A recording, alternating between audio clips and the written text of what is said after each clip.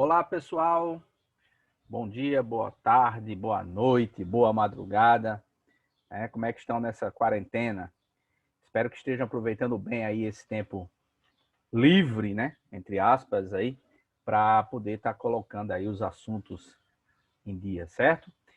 Agora, hoje nós vamos fechar todo o conteúdo que nós trabalhamos até agora, certo? Espero que vocês tenham feito as atividades que eu passei até então. Até agora nós trabalhamos 4 capítulos do livro, ok?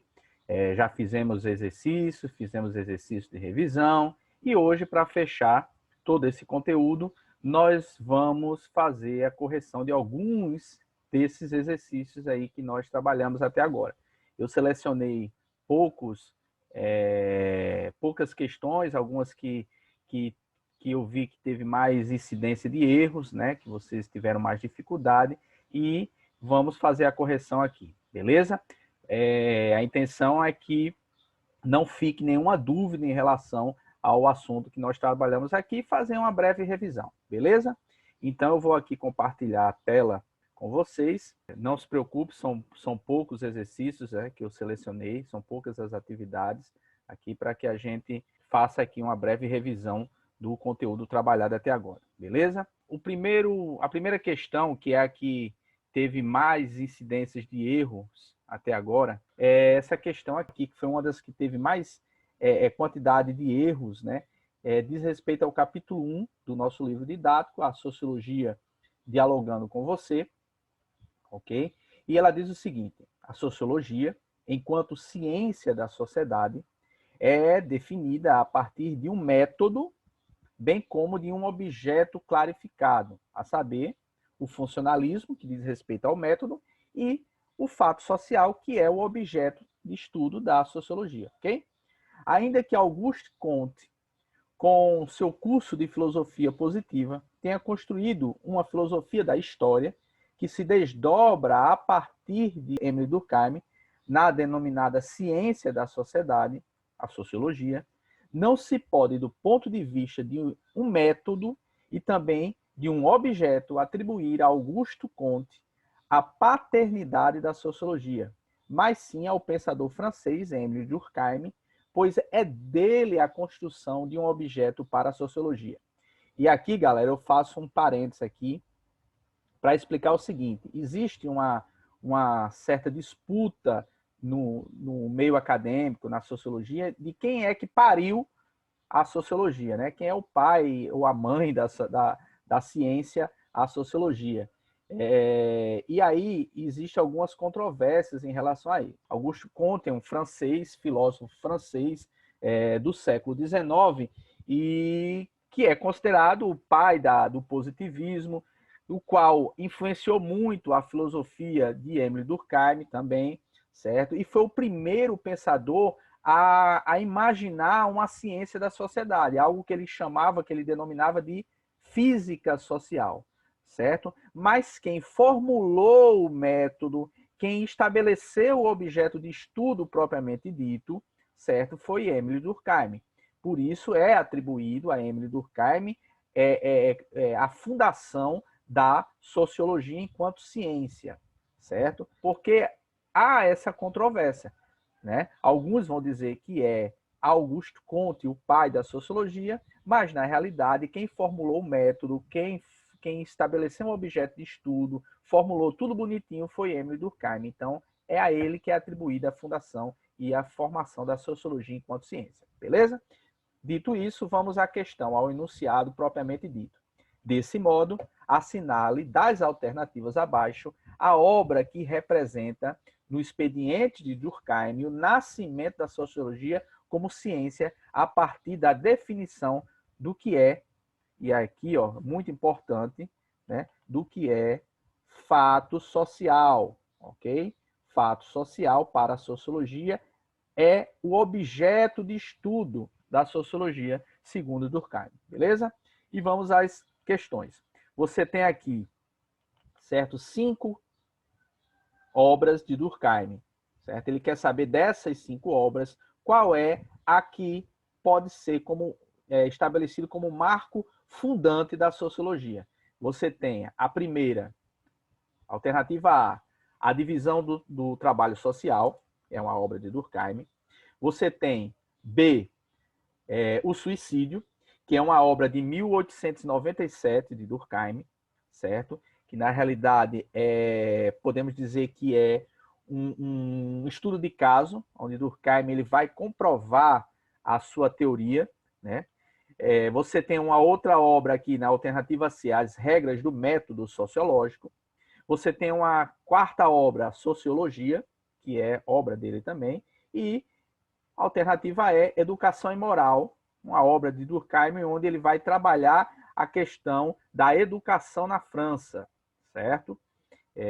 Então, qual dessas obras você pode atribuir como nascimento da sociologia? E como nós vimos aqui em nossas aulas, né, anteriores, quem assistiu a elas, foi na obra As Regras do Método Sociológico que Durkheim estabeleceu, certo? Como já está dizendo a própria obra, quais são as regras que o sociólogo deve cumprir, certo? Qual é o método que ele deve seguir, e foi nela também que ele estabeleceu qual é o objeto de estudo da sociologia, que no caso são os fatos sociais, ok? Então a alternativa correta é a alternativa C, as regras do método sociológico, beleza? Espero que não tenha ficado dúvida até aqui.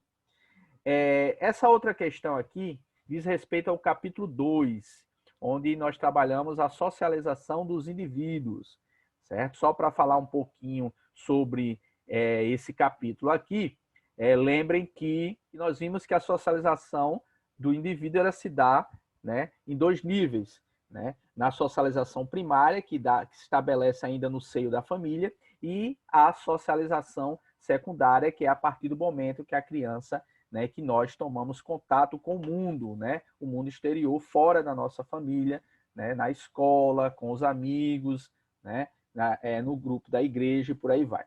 E a questão é o seguinte, né, a escola é considerada pela sociologia uma instituição, a gente vai ver mais à frente, é uma instituição social, pois se trata de um conjunto de relações entre indivíduos mediadas por normas e procedimentos padronizados de comportamento aceitos pela sociedade como importantes para a socialização do sujeito e para a transmissão de determinado conhecimento compartilhado pela cultura. E aí, o enunciado é o seguinte: assinale a alternativa que não, está bem grande aqui, certo? A alternativa que não indica uma das funções das instituições escolares. E aí ele está bem específico aqui. É a instituição escolar, ok? Vamos às alternativas. A gente está procurando a alternativa que não é função da escola. Alternativa A, preparar o sujeito para os papéis profissionais e ocupacionais? Corretíssimo, certo? A escola, além de nos ensinar matemática, português, sociologia, filosofia, por aí vai, geografia, ela também nos prepara para o mercado de trabalho, para a nossa vida profissional no futuro. Então, a alternativa A é correta, então a gente está procurando a que não se enquadra com a função da escola. Transmitir a herança cultural do grupo também é função da escola, é através da escola que as nossas heranças culturais são transmitidas de geração em geração, certo? Antigamente, quando não se existia escola, né, essa transmissão era feita somente a partir da oralidade. Os mais velhos, através das histórias, dos mitos, transmitia essas heranças culturais de geração em geração. Hoje nós temos a instituição escolar. C. Promover a mudança social por meio de pesquisa. Também é uma função da escola, através da pesquisa acadêmica e promovendo algumas mudanças necessárias dentro da sociedade. Estimular a sociabilidade entre os sujeitos. Alternativa D. Como nós vimos lá nas nossas aulas sobre socialização, a escola ela é também responsável pela nossa socialização, mais especificamente, como nós vimos, a socialização secundária, ok? E então só sobrou a alternativa E. Vamos lá, vamos ler aqui. Desenvolver o senso crítico reflexivo, isso é uma função da escola, sim, desenvolver em nós o senso crítico reflexivo para questionar a autoridade dos adultos e romper com as regras sociais. Aí já é demais, né?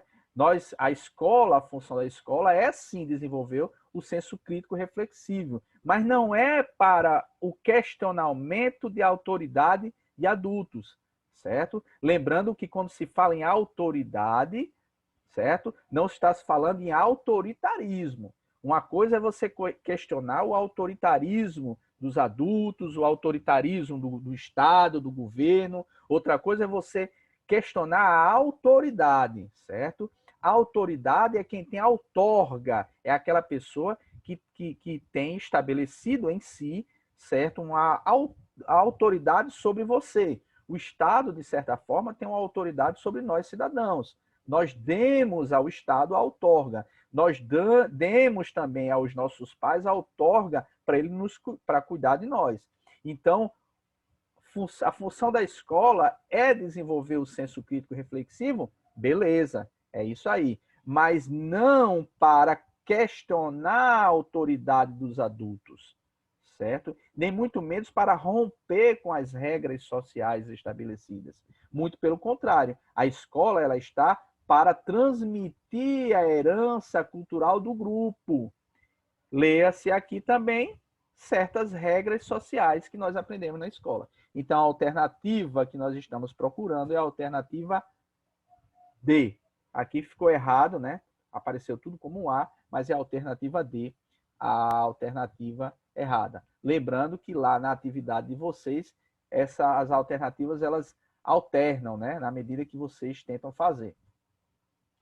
Essa outra questão do capítulo 3, indivíduo e instituições sociais, certo? Que tem um pouco a ver com o que nós vimos até agora nos capítulos 2 e até no capítulo 1. Ela diz o seguinte: sobre instituições sociais, está correto, e aí vamos lá, são órgãos reguladores da vida humana, imutáveis, que nos dizem de que maneira devemos nos conduzir e que existem de forma padronizada, nos obrigando a seguir comportamentos e atividades desejáveis pela sociedade. Aparentemente está tudo bonitinho aqui, né? São órgãos reguladores da vida humana. As instituições sociais, como nós vimos, são. Através das instituições sociais, certo? Nós somos meio que moldados dentro da sociedade. Beleza. Só que tem uma pegadinha aí nessa questão. Tá tudo bonitinho, tá tudo dizendo mais ou menos o que é uma instituição social. É praticamente a definição de instituição social. Só que tem uma palavrinha aqui que destrói tudo. Imutáveis. Como nós vimos, as instituições sociais não necessariamente elas são imutáveis. As instituições sociais, embora elas sejam duradouras, elas sejam anteriores ao indivíduo, certo? Elas exerçam um certo poder coercitivo sobre nós, elas não são imutáveis. Elas sofrem mudanças ao longo do tempo, ao longo das gerações. Basta a gente pensar a instituição familiar ou a própria religião, a forma como ela muda ao longo do tempo, certo? As famílias de hoje não são necessariamente iguais às famílias de 30 anos atrás, onde você tinha muita força do patriarcado, onde o pai exercia um certo poder hierárquico sobre a família, onde a mãe era praticamente submissa ao marido, ao esposo, e hoje não, hoje você tem meio que uma divisão de tarefas dentro de casa, né? Você tem uma divisão desse, vamos dizer assim, poder, né? Hierárquico entre pai e mãe, né? Você tem um controle meio que horizontalizado, né? O tratamento de pais com filhos é um pouco diferente de uma família de 30, 20 anos atrás. A mesma coisa a gente poder, se a gente for analisar a igreja e por aí vai. Então, o problema aqui está na palavra imutáveis. As instituições sociais elas não são necessariamente imutáveis. Alternativa B. Quando um professor, em sala de aula, exige que os alunos realizem determinadas tarefas para a obtenção das notas necessárias para passar de ano, a instituição, Estado, está exercendo coerção sobre os indivíduos. E aí é meio complicado aqui, porque ele está falando de Estado e está falando de escola. Vamos deixar essa B aqui para mais tarde, certo? Alternativa C. Os grupos sociais têm durabilidade maior que as instituições sociais. Por este motivo é que estes grupos têm a capacidade de moldar e modificar essas instituições. E aí, galera, atenção. Os grupos sociais têm durabilidade maior que as instituições sociais. Negativo. Nós vimos aqui nas nossas aulas que os grupos sociais, aliás, que as instituições sociais, elas antecedem os grupos sociais, elas são anteriores aos grupos sociais. Por isso que uma das características das instituições sociais é a exterioridade e a historicidade, ok? Então, os grupos sociais, eles não têm uma durabilidade maior que as instituições sociais. Os grupos sociais ficam e as instituições sociais prosseguem, certo? Então, por este motivo, é que esses grupos têm capacidade de moldar e modificar essas instituições. Nem tanto. É muito difícil haver mudanças. Embora as instituições sociais mudem ao longo do tempo, essa mudança é uma mudança muito lenta, certo? Não está de todo errado essa afirmação. O problema está aqui, ao dizer que os grupos sociais têm durabilidade maior que as instituições sociais. Então, não é a alternativa C. Alternativa D. As instituições sociais têm durabilidade muito maior que os grupos sociais. Beleza, justamente o contrário do que diz a alternativa anterior, né? Tornando-se impossível, tá aqui o problema, impossível que estes grupos exerçam qualquer tipo de alteração nas instituições. Como eu disse, é difícil haver modificação nas instituições sociais, mas não quer dizer que seja impossível. Essas modificações vêm com o tempo, depois de muita luta, depois de muita, né? A instituição familiar modificou ao longo do tempo, graças à luta das mulheres por emancipação, por entrar no mercado de trabalho, por terem direitos iguais, certo? E isso foi modificando, de certa forma, a instituição social, né?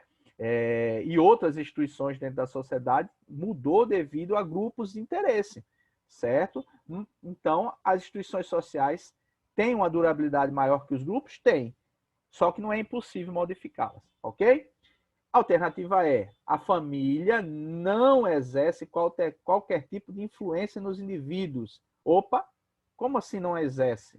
Claro que exerce, certo? Claro que exerce. A família, enquanto instituição social, é a primeira instituição social a começar a moldar o sujeito que nós vamos ser, ok? É na família que se dá a socialização primária. Então, a família, ela exerce, sim, influência sobre o indivíduo, tendo em vista que estes têm o livre arbítrio e consciência do que pode ser melhor para a sua vida. A alternativa está certo? Por mais que a gente queira romper com a família, por mais até que a gente rompa com a nossa família, mas as influências do grupo familiar vão ficar, certo?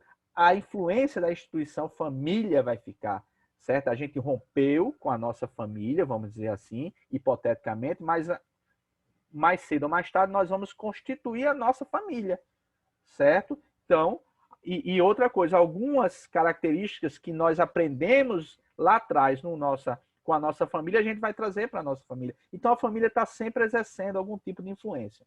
Ok? Então, vamos voltar aqui para a alternativa B, certo? A alternativa B, que a gente ficou em dúvida aqui. Então, vamos destrinchar ela aqui rapidinho. Quando um professor, em sala de aula, exige que os alunos realizem determinadas tarefas para a obtenção das notas necessárias para passar de ano, a instituição Estado está exercendo coerção sobre os indivíduos. O que é que gerou dúvida aqui? Porque você está falando de escola, que é uma instituição social, e depois fala de instituição Estado, que é exercendo coerção. Por que essa confusão? Porque a instituição escola, de certa forma, está inserida dentro da instituição Estado.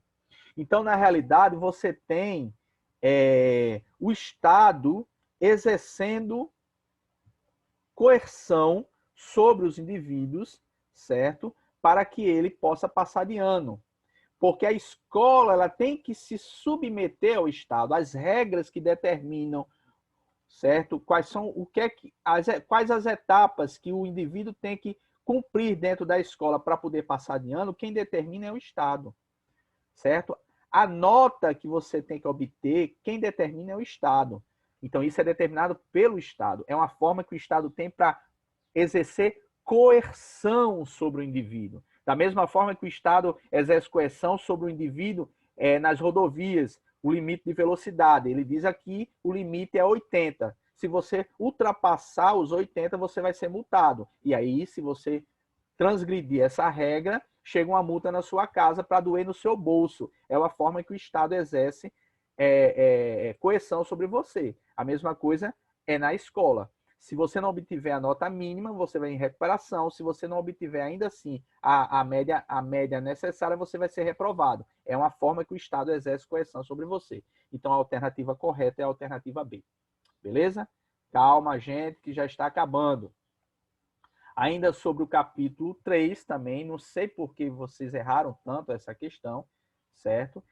Não tem muito enunciado, não tem muito texto para ler, diz apenas o seguinte: são elementos característicos das instituições sociais, exceto, talvez vocês tenham se enrolado aqui no exceto, né? Então, aqui ele quer o exceto. Então, alternativa A, características das instituições sociais. As instituições sociais exercem coercitividade sobre o indivíduo? Acabamos de ver que sim, e uma das formas dele é através de multa, através de nota, né? Ameaça de prisão, isso falando de Estado. Né? Falando da instituição familiar, o pai pode ameaçar dar uma surra, colocar de castigo, tomar o celular, é uma forma de exercer coercitividade. Exterioridade, nós vimos nas questões anteriores também, que as instituições sociais elas são exteriores ao indivíduo, ela existe antes da gente nascer e nós vamos morrer e elas vão continuar existindo, certo? Historicidade também, certo? Até mesmo por ela ser anterior ao indivíduo, ela tem uma certa história.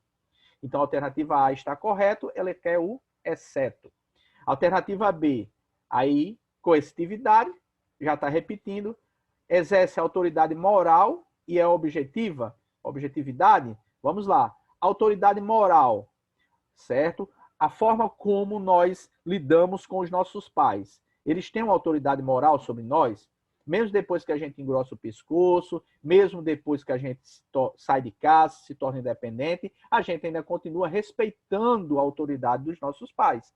Então, é uma certa autoridade moral que a instituição familiar exerce sobre nós. A mesma coisa se nós formos falar do pastor na igreja, do padre, certo? Então, a autoridade moral é uma característica das instituições sociais. Objetividade, ela é objetiva, ela tem um objetivo comum. Cada instituição social tem um objetivo sobre nós. Então, a alternativa B está correta, a gente quer a incorreta.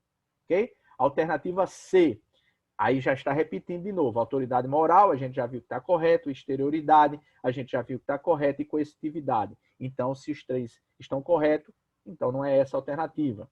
A alternativa D fala em historicidade, a gente já viu lá em cima que é uma característica. Aí fala aqui de naturalidade, a gente não viu até agora. E subjetividade. Galera, atenção aqui, certo? Se está correto dizer que uma das características das instituições sociais é a objetividade, então o contrário de objetividade é subjetividade, então não pode ser.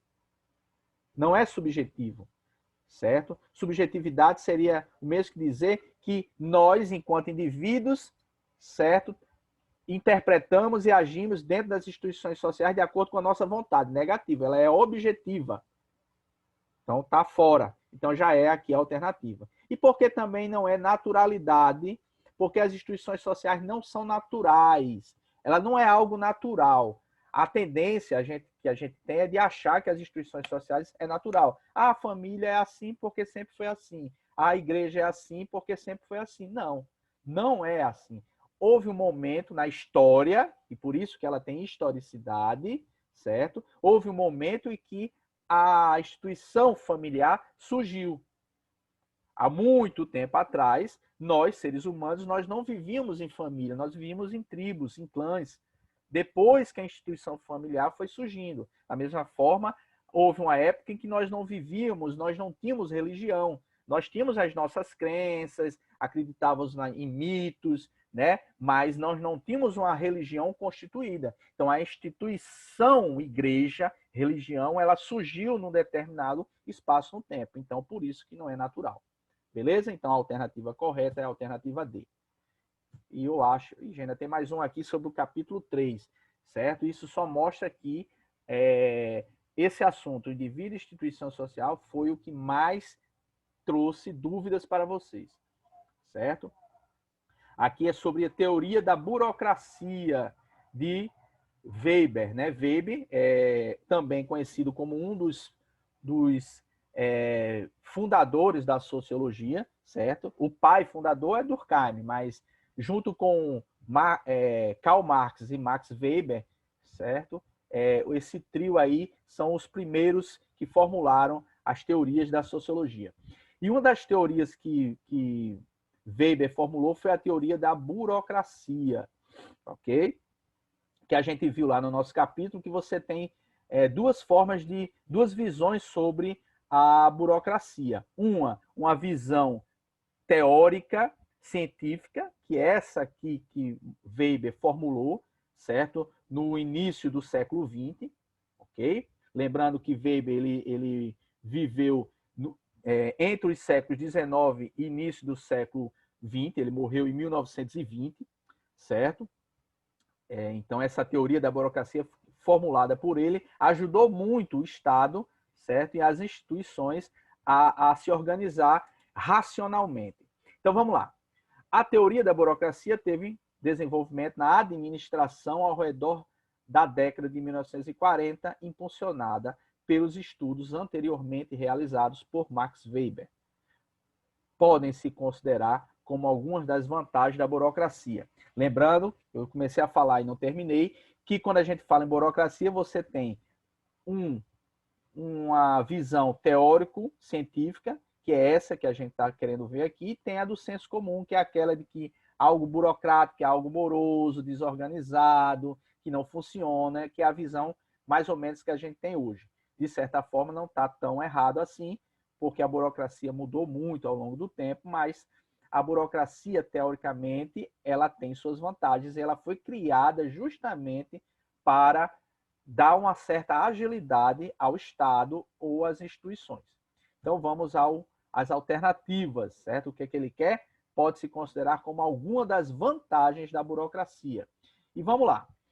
Alternativa A, aumento do atrito entre as pessoas, diminuição dos dilemas organizacionais, controle adequado do tempo e movimento.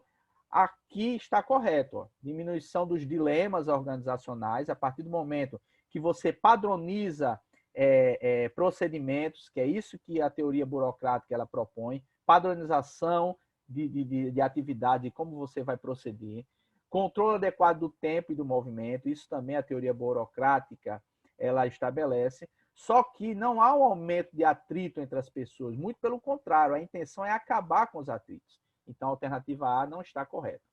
Alternativa B, valorização da inconstância, diversificação das rotinas e procedimentos imprevisibilidade do comportamento. Está tudo errado. Valorização da inconstância, muito pelo contrário, é valorização da constância, certo? Diversificação de rotinas, muito pelo contrário.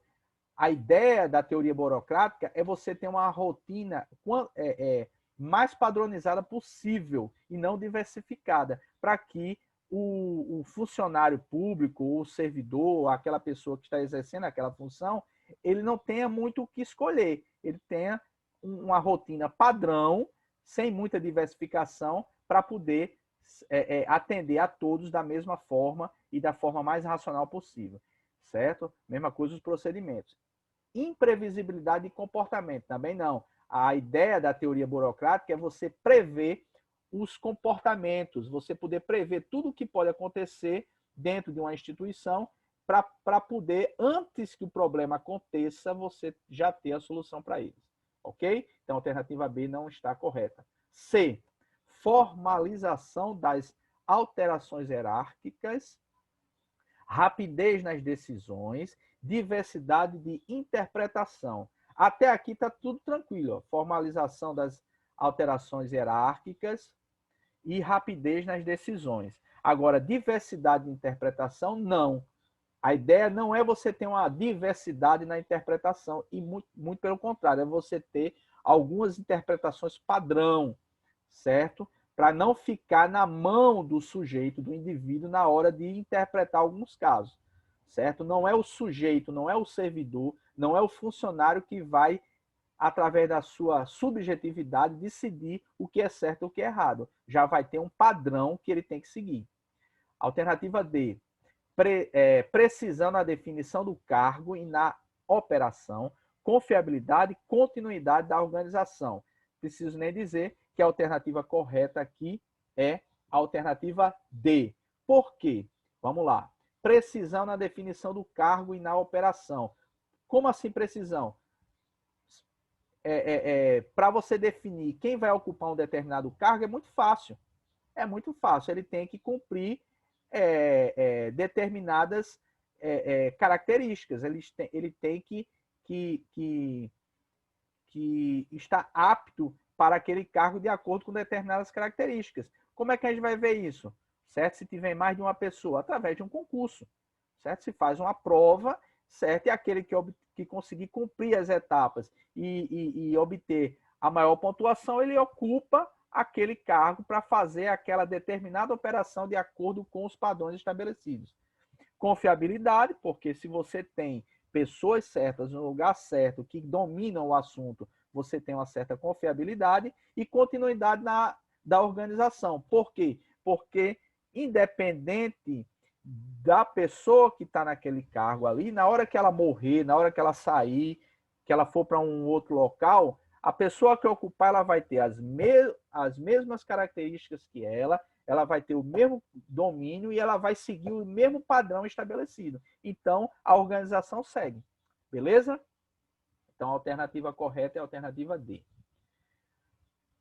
Essa aqui, para encerrar aqui, eu acredito, certo? Que é uma questão do capítulo 4, Cultura e Sociedade, certo? Onde você tem uma charge e muita atenção em questões que tem charge, que tem cartoon e por aí vai, certo? O cartoon em si, a charge em si, certo? Ela já é um texto, certo? Ela é um texto que você tem que seguir. Então, ler e interpretar, certo? A charge, às vezes, é mais importante do que ler o enunciado, certo? Não vou dizer para você, não leia o enunciado, mas leia com atenção a charge. Não digo ler os textos, mas tente interpretar o que é que está se passando, olhe os detalhes, certo? Então, vamos lá. A charge aqui diz o seguinte, na charge acima, duas mulheres se observam e uma pensa, tudo coberto, essa aqui pensando, né? Tudo coberto menos os olhos, o que é uma cultura machista, cruel e dominadora. Essa pensando sobre essa, né? Aí essa outra aqui pensa, tudo descoberto menos os olhos, o que é uma cultura machista, cruel e dominadora. E aí a pergunta é, ao observarmos esta charge, à luz da antropologia, podemos concluir que, certo? Aí vamos às alternativas. Podemos concluir que a mulher islâmica não consegue se perceber como submissa porque está envolvida culturalmente pelo fundamentalismo religioso.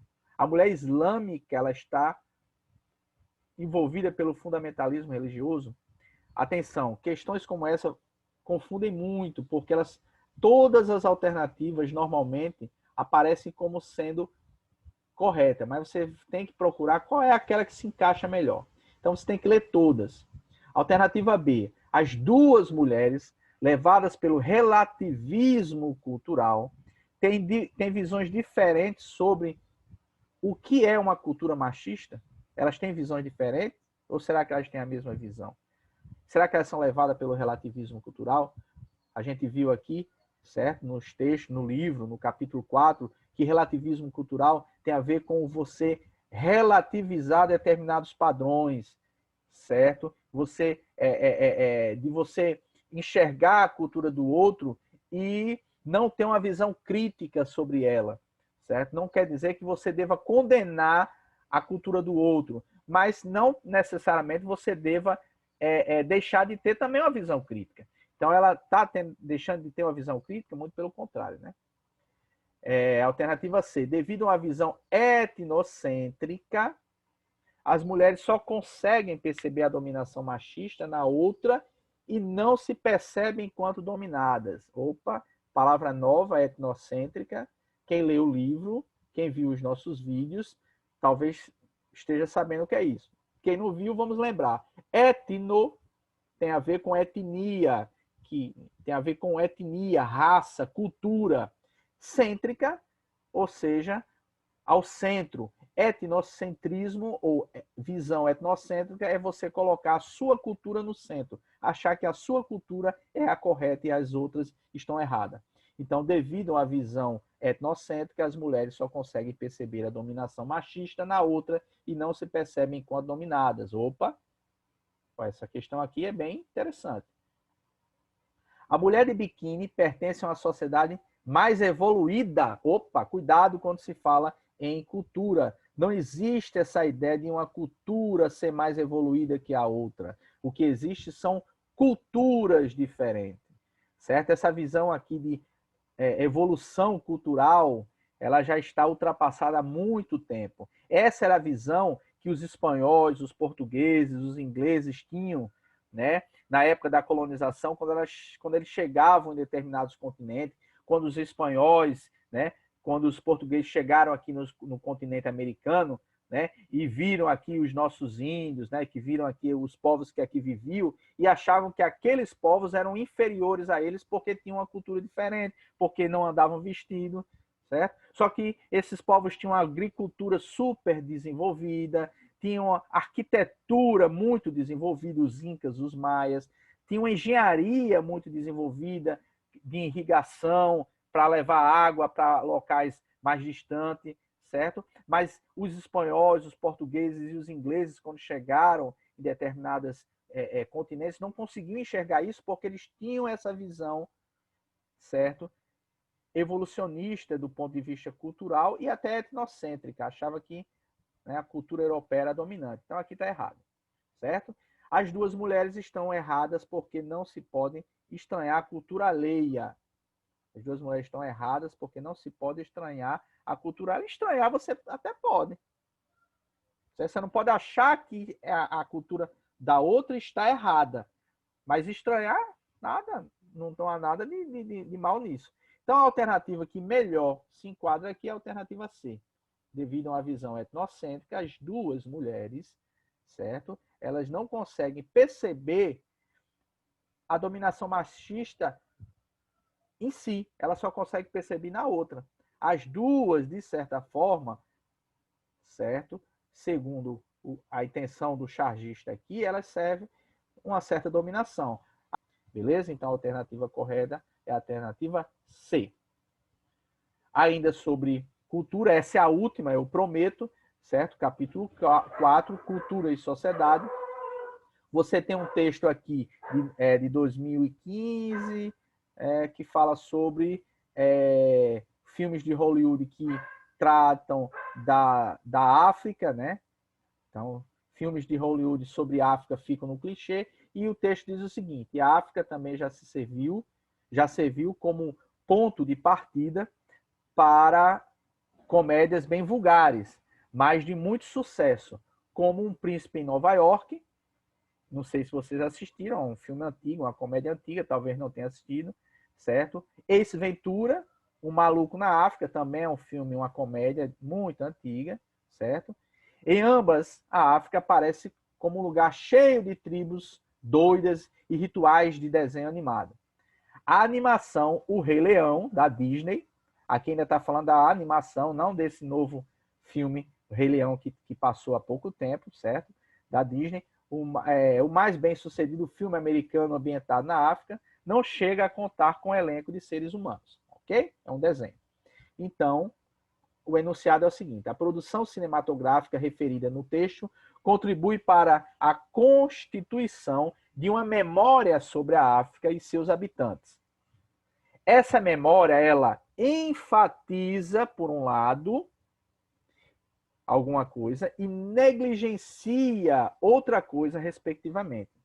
Os seguintes aspectos do continente africano. Então, ele quer saber o que é que esses filmes que retratam a África, o que é que ele enfatiza e o que é que ele negligencia, certo? Vamos tentar, para quem não conhece esses 3 filmes que a gente falou aqui, vamos tentar imaginar aqui, por exemplo, Pantera Negra, certo? O que é que ele enfatiza e o que é que ele negligencia do ponto de vista do continente africano, da memória do continente africano. Qual é a ideia que ele traz sobre a África, certo? Alternativa A, ele enfatiza a história e negligencia a natureza africana, esses filmes? Será? Ele negligencia a sociedade e enfatiza a economia? Eles falam sobre isso? Eles falam sobre a economia? Eles falam sobre a sociedade? Ele evidencia o comércio e negligencia o ambiente? O ambiente, quase sempre o ambiente, a natureza, é o que mais aparece, né? Ele evidencia a diversidade e negligencia a política, ele traz a diversidade africana, esses filmes mostram a diversidade africana. Será que a África é só aquilo que eles mostram no filme? Tribos indígenas, tribos de povos africanos. Será que a África é só aquilo? Eles enfatizam o que tem de exótico, o exotismo, e negligenciam a cultura africana? E aí, qual é a alternativa correta? Está na cara que é essa daqui, certo?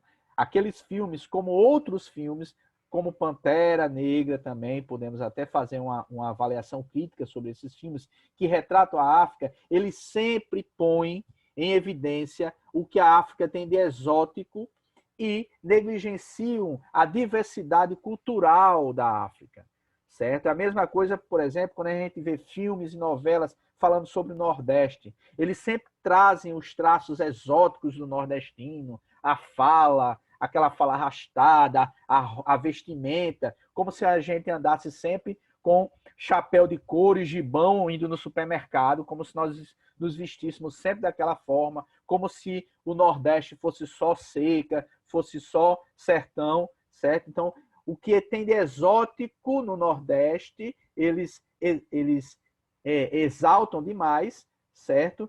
E eles negligenciam a nossa cultura, o que nós temos de cultural. A mesma coisa os filmes africanos, eles fazem isso, é isso que a questão, o enunciado, ele traz. Beleza, galera? Então, pessoal, na realidade era isso, certo? O que eu queria trazer para vocês fica mais como uma revisão, certo? Sobre o assunto. Aproveitem esse vídeo aí para poderem fazer a revisão. Próximas aulas nós vamos trabalhar os capítulos novos, ok? Eu vou passar uma atividade agora no final aí, para vocês poderem fixar esse conteúdo aí, ok? Beleza? Até mais.